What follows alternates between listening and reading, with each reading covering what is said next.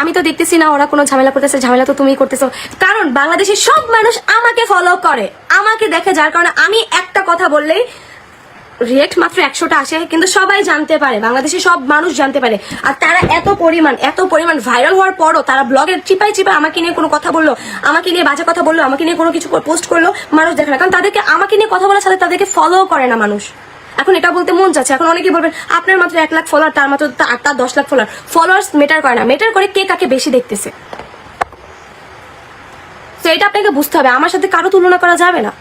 প্রিয় দর্শক, ইতিমধ্যে আপনারা ভিডিওর গুরুত্বপূর্ণ অংশবিশেষ দেখে ফেলেছেন। আরো কিছু গুরুত্বপূর্ণ তথ্য আমাদের হাতে রয়েছে, সেগুলো তুলে ধরার চেষ্টা করব। তার আগে অনুরোধ করব, যারা এখন পর্যন্ত ভিডিওটিতে একটি লাইক দেননি, অতি দ্রুত ভিডিওটিতে একটি লাইক দিয়ে চ্যানেলটি সাবস্ক্রাইব করবেন। কথা বাড়াবো না, চলুন আগে আমরা সরাসরি ভিডিওটি দেখে আসি। আমার সাথে তুলনা করাই যাবে না কারোর সাথে। আমার সাথে এই তুলনার খেলা খেলতে খেলতে এত পরিমাণে হিংসা আমাকে নিয়ে জন্মাইছে যে সুন্দর মতো ফার্স্ট পার্সনের মতো আমাদেরকেও বের করে দিছে। তো বের করে দেওয়ার পরও আমি হার মানিনি। আর আমি হার মানার মতো মেয়েও না, আমি মাতুয়েলের মেয়ে, আমি কুমিল্লার মেয়ে, আমি হার মানার মতো মেয়ে না। আমাকে 10 বার ছুড়ে মারলো, আমি বারবার আমি উঠে দাঁড়াবো। আমার বিজনেস পেজ না হলো 3-4 বার উপরে নষ্ট করছে। আমি আজ পর্যন্ত কোনো লাইভে এসে বলিনি। আমার ইনস্টাগ্রাম, আমার 6 লাখ ফলোয়ারে ইনস্টাগ্রাম নষ্ট করছে। না লাইভে এসে কান্নাকাটি করছি, না কোনো কিছু পোস্ট করছি, না মানুষকে জানাইছি যে আমার ইনস্টাগ্রাম নষ্ট হয়ে গেছে।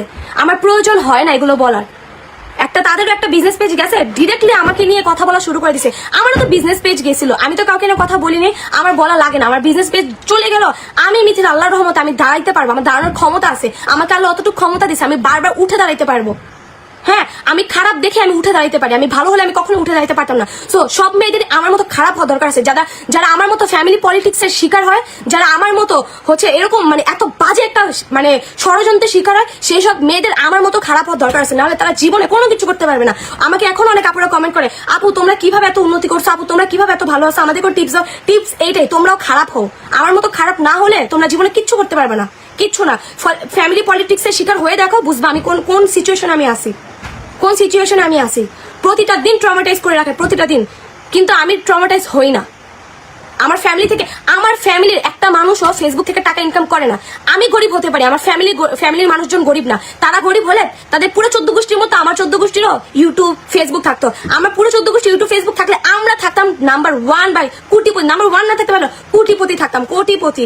এমন টাকা কামাইতাম, টাকা কামাই দেখাই দিতাম। বাট আমার ফ্যামিলি, আমার মান সম্মান নাও যদি থাকতে পারে, আমার ফ্যামিলির খুবই মান সম্মান আছে। আমরা ওদের মতো বিদেশি না, আমরা স্থানীয় লোক।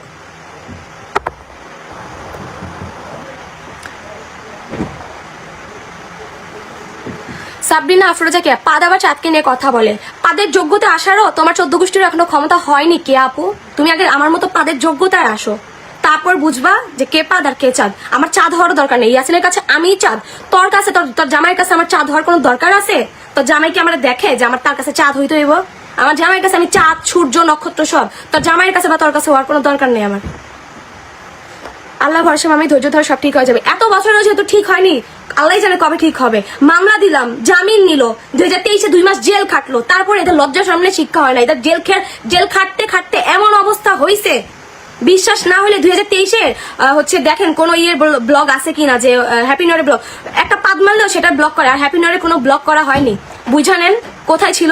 আর যখনই বলছে সে জেলে, সে কিভাবে জেলে আছে? তাহলে এতদিন ময়না পাখি তুমি কোথায় ছিলা? ময়না পাখির এতদিন কোথায় ছিলা? আমার নামে কথা বলার আগে, আমার নামে স্টোরি দেওয়ার আগে 10 বার ভাই বানিয়ে স্টোরি দিবি।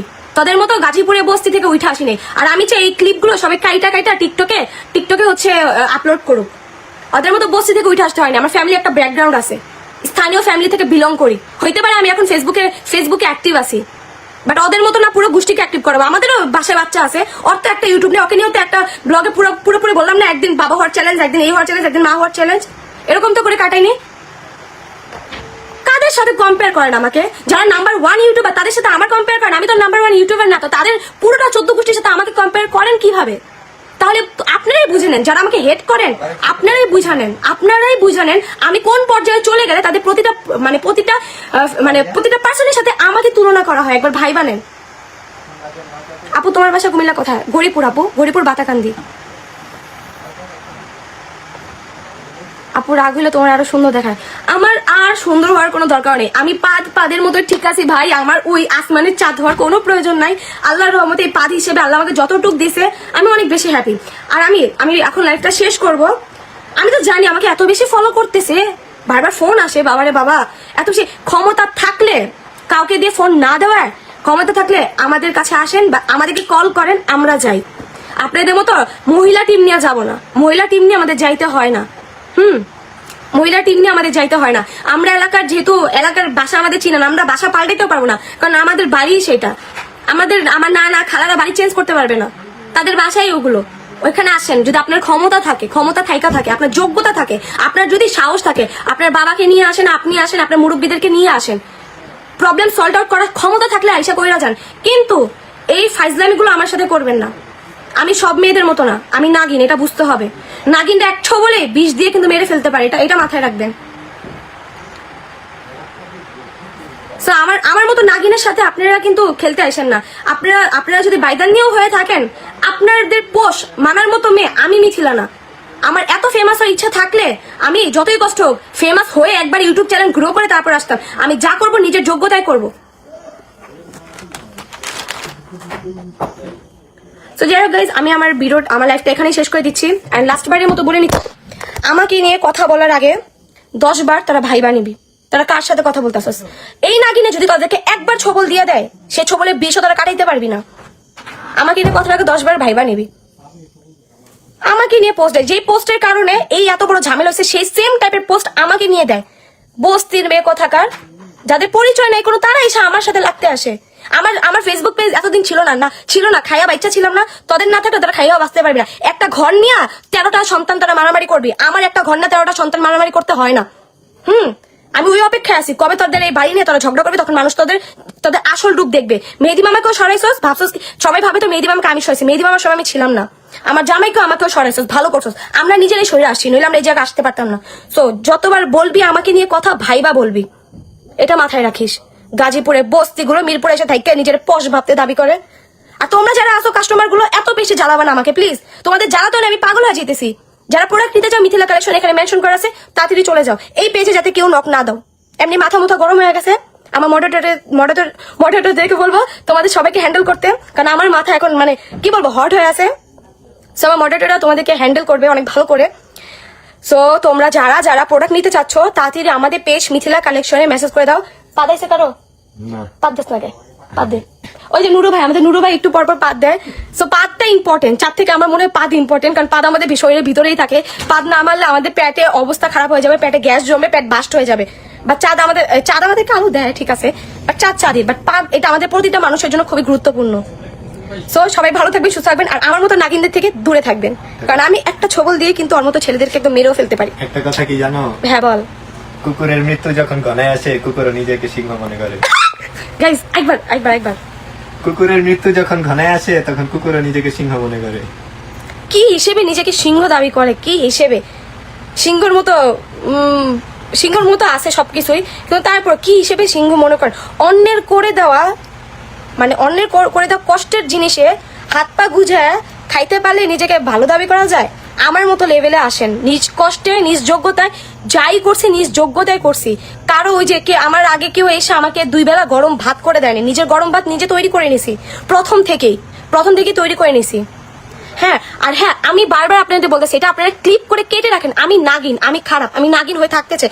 আমি যদি নাগিন হইতে না পারতাম, তাহলে আমাদেরকে ফ্যামিলি পলিটিক্সে শিকার করে নিচে নামাই দিত। সো আমার মতো নাগিন হন। আর এটা হচ্ছে নেক্সট টাইম যদি কোনো পোস্ট বা কোনো স্টোরিতে ডেডিকেট করে মিথিলাকে বা আমাকে যদি ডেডিকেট করছে, আমি মেহেদিমার পুরো ভিডিওটা দিব। ওই ভিডিওর মধ্যে কে কি করছে না করছে সব প্রমাণ আছে, কাকে নিয়ে ঝামেলা লাগছে, কে ঝামেলা বাজাইছে সব আছে, বলতেছি কি আমি নাকি মেহেদি মামাকে সরাইছি। যদি বেশি বাড়াবাড়ির পর্যায়ে যায়, আমি কিন্তু ফার্স্টে অনেক কিছু বলছি, সেটার জন্য আমি সরিও বলছি। তারপরে আমি কাউকে কোনো কথা বলি না। আমি কিন্তু একটা জিনিসে ধৈর্য কিন্তু মানুষের বেশি দিন টিকে থাকে না। যে ফাইজলামি করা বন্ধ করো, নাহলে থাপড়ায়া কাঁসাবর্তি লাড়ায় ফেলামু। এটা আবার তোমাদেরকে বলে না, ভিউয়ার্স যাকে বলার তাকেই বলছে।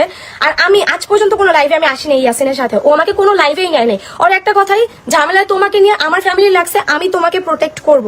আমি অনেকবার বলছি আমাকে লাইভে নাও, আমার সাথে কি হয়েছে আমি বলি, ও আমাকে কখনোই নেয় নাই। বাট ও লাস্ট মুহূর্তে তারা আমার ধৈর্যের বাদ ভেঙে দিছে। হ্যাঁ আমি খারাপ, ঠিক আছে রে ভাই, এটা তো সবাই জানে। এখন এটা নিয়ে প্রতিটা ব্লগে বলার তো কিছুই হয় না। আর সবাই দেখে আমি তাদেরকে নিয়ে কথা বলি ভিউর জন্য। হ্যাঁ আমার ভিউ দরকার, সাজিকে 2টা দিন আছি, 2টা দিনে বিল আমাকে দিতে হবে। আমার কাছে প্রত্যেকটা মানুষের সবকিছুই আছে। আমি শুধু দেই না কারণ হচ্ছে যে আমি চাই না কারো মান সম্মান নিয়ে। আমার যতটুকু শেষ করছে তো করছি, আমি এখন এইসব লাইন থেকে বের হয়ে গেছি। আমি আমার নিজেকে নিয়ে অনেক খুশি আছি। আমি অনলাইন জগৎ থেকে দূরে আছি, আমি অনেক ভালো আছি। কারণ ওই অনলাইন জগতে টক্সিক মানুষ দিয়ে ভরা। মানুষের এসে তিল থেকে তাল বানায়। কেউ যদি কোনো একটা কথা বলে, ভালো বলে বা খারাপ বলে, সেটাকে টেনে টেনে টেনে টেনে এত দূর পর্যন্ত যে বাংলাদেশ পাবলিক নিতে পারে, যারা বাংলাদেশে আছে শুধু তারাই বলতে পারবে। আমার এই দেশ থেকে মানে একবারে রুচি একবারে উঠে গেছে। আমি যে কোনো সময় এই দেশ থেকে একবারে সারা জীবনের জন্য চলে যাব। এই দেশের মানুষের আমার আর ভালো লাগে না, কারণ এই দেশের মানুষ একবারে টক্সিক। মানে আপনারা মানে আপনাদের কোনো কাজ মানে আপনাদেরকে না আমি টাকা পয়সা দিচ্ছি, যারা আমাকে সাপোর্ট করতেছেন বা যাদেরকে সাপোর্ট করছেন তারা তো আপনাদেরকে এতটুকু সম্মান দেয় না যতটুকু আমি আমার ভিউয়ার্স আমার যারা আমাকে অনেক বেশি ভালোবাসে, আমি যাদেরকে যতটুকু সম্মান দিই আপনাদেরকে তো ততটুকু দেওয়া হয় না। আপনাদেরকে নাকি পোস্ট দেখি কিছু টিকটক, আপনাদেরকে নাকি আপনাদের আইডলরা ব্লকও মেরে দেয়।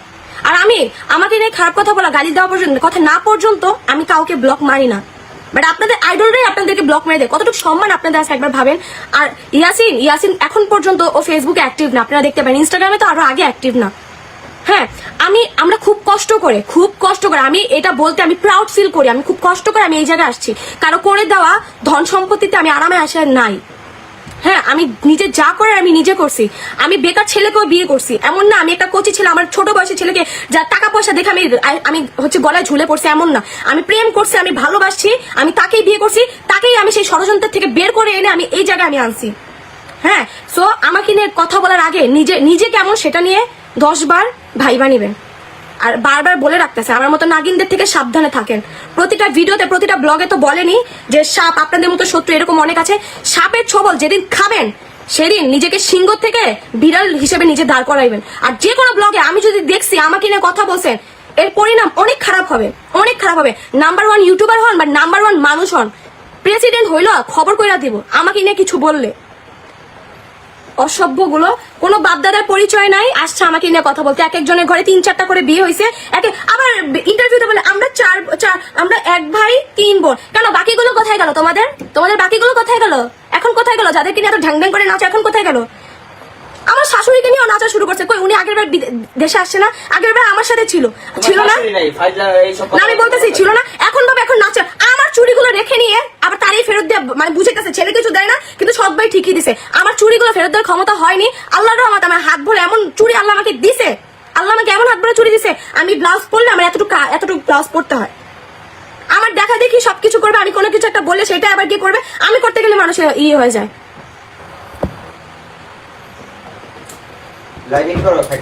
হ্যাঁ চলো। তো লাইফটা তো অবশ্যই দেখছস, কথা বলার আগে ভাইবা চিন্তা কথা বলে নিবি। বইলো জিম করতে বুড়ি ভাইরা যাইতাছে।